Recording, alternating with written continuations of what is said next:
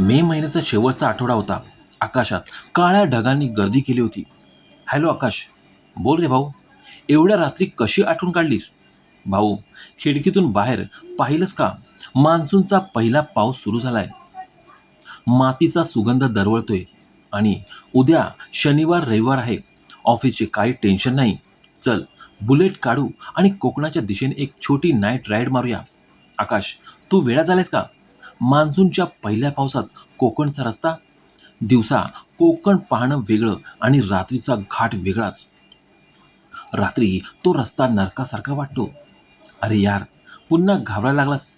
Highway आहे आणि कशेडी घाट आपण किती वेळा पार केलाय. या हवेत डोंगरांमधून राईड करण्याची मजा काही वेगळीच असते. आकाश, रात्री 2 नंतर कशेडी घाटातून स्थानिक लोकसुद्धा एकटे जाणं टाळतात. आपल्या बुलेटची हेडलाईट इतकी तेज आहे की सगळा अंधार चिरून टाकेल. तू फक्त बॅग पॅक कर. रात्री 11ला तुझ्या घराखाली येतो.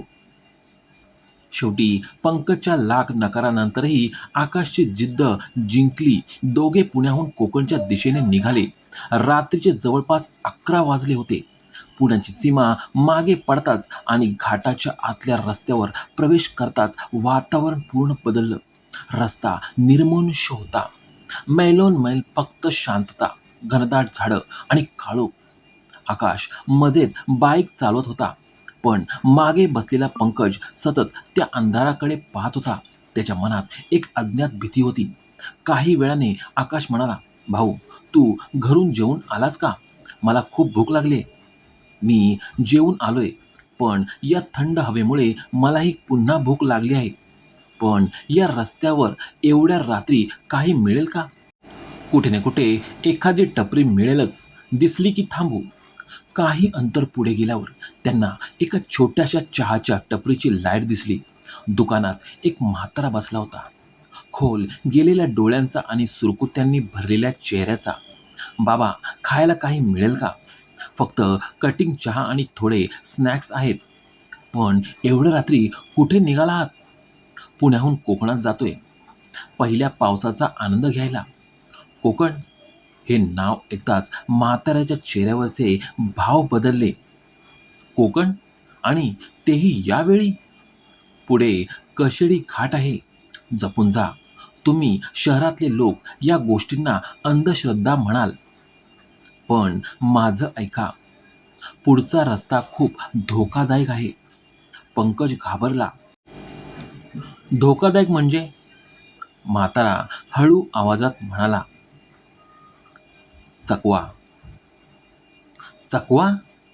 जेव्हा पहिलं धुकं घाटाला वेढून टाकतं तेव्हा अनेकांना वाट चुकते. लोक तासनतास एकाच रस्त्यावर फिरत राहतात. पेट्रोल संपतं, रात्र संपते, पण रस्ता संपत नाही. आकाश हसला. बाबा, या फक्त जुन्या गोष्टी आहेत.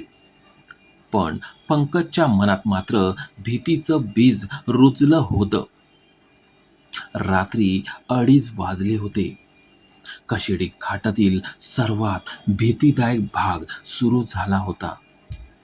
रस्त्याच्या दोन्ही बाजूला घनदाट जंगल आणि काळोख.